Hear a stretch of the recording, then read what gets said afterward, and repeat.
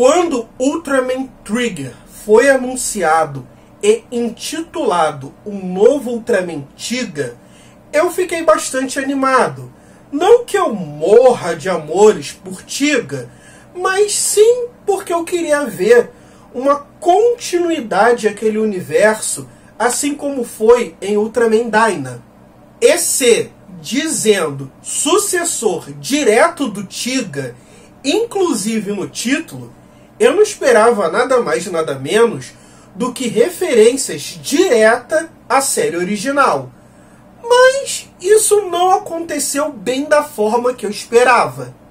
Conforme aparecia nas imagens, Ultraman Trigger continuaria o filme Ultraman Tiga, The Final Odyssey, onde vemos que Tiga fazia parte de um grupo de ultras malignos que viveram 30 mil anos atrás, porém Tiga passa para o lado da luz e assim derrota seus antigos companheiros e sua namorada. Com a aparição de Carmeara logo no início do primeiro episódio de Trigger e mostrando que Kengo morava em Marte, as ligações com Final Odyssey já estavam claras para mim e era tudo que eu queria. Tiga foi a primeira série Ultra a ter uma vilã principal. Também foi a primeira série a mostrar ultras malignos.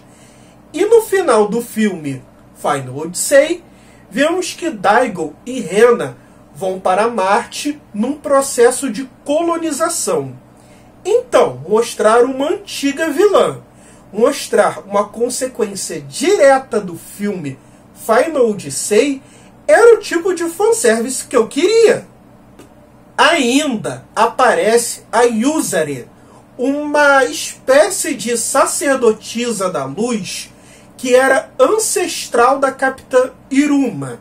Então o que eu vou pensar? Essa menina daí também deve ser ancestral da Capitã Iruma e da Yuzari. Eu só não estava entendendo por que diabos a Carmeara estava tão mordida de raiva por conta do Trigger. Ela não era a namorada do Tiga? Então vieram os episódios seguintes, mostrando os outros ultras malignos, o Dargon e o Rudran. E eu fiquei meio... Peraí, isso não tá parecido demais com Final Odyssey? Porque, tipo, nem mudaram direito o nome dos caras. Antigos companheiros do herói, um ultra rápido e um ultra forte, do qual o Trigger derrotou e roubou parte do poder, gerando assim suas formas alternativas. Só que, pô, eu já vi essa história. Por que estão repetindo o mesmo plot numa continuação? Isso está parecendo Star Wars Episódio 7.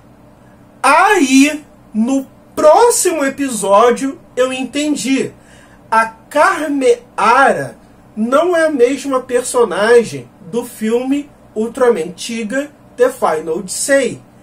Lá ela se chama Carmeara. Uma diferença praticamente nada na grafia. Uma diferença mínima, zero. A aparência dela é igual, não sei nem por que mudaram. O que me deixou bastante confuso até o episódio que mostra que Ultraman Trigger não se passa no mesmo universo de Ultraman Tiga, e sim no mundo bem paralelo, bem próximo. Então, dá para considerar que Trigger é uma versão alternativa de Ultraman Tiga, assim como o trio de vilões. Porque, para pensar, o nome é parecido, a origem é praticamente a mesma, eles são, de fato, o mesmo personagem que a gente já conhece, só que um pouquinho diferente. A maior prova disso é a Yuzari, que não tem diferença nenhuma, nem mudaram o nome da personagem. Mas por que estão fazendo isso? Tipo, Ultraman tem homenageado, tem continuado episódios antigos desde a década de 90, com Ultra Seven Heisei, com Ultraman Max, com Ultraman Taiga, com Ultraman Membius, com Ultraman Z, e são de fato homenagens ou continuações de episódios antigos, e não simplesmente uma repaginada de uma história já existente, não um remake. Referenciar uma outra obra é uma tradição antiga japonesa que nasceu lá da poesia. Então, quando vemos, por exemplo, uma raposa de 9 caudas chamada Kurama, não é um plágio do Naruto ao Yu Yu Hakusho, e sim uma referência mostrando que o Kishimoto leu a obra do Togashi e que essa obra influenciou diretamente a obra Naruto. Então, esse tipo de coisa é natural em animes, tokusatsu e por aí vai.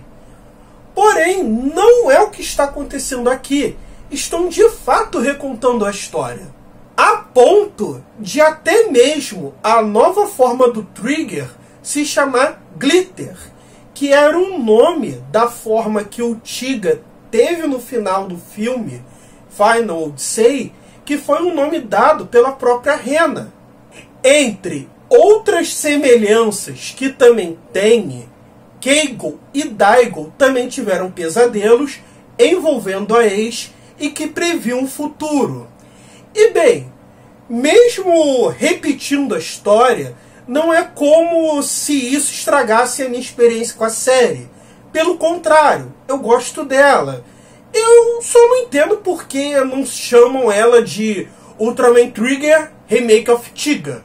Mas, bem, nos episódios 11 e 12, enfim, tivemos uma separação clara do filme de Tiga.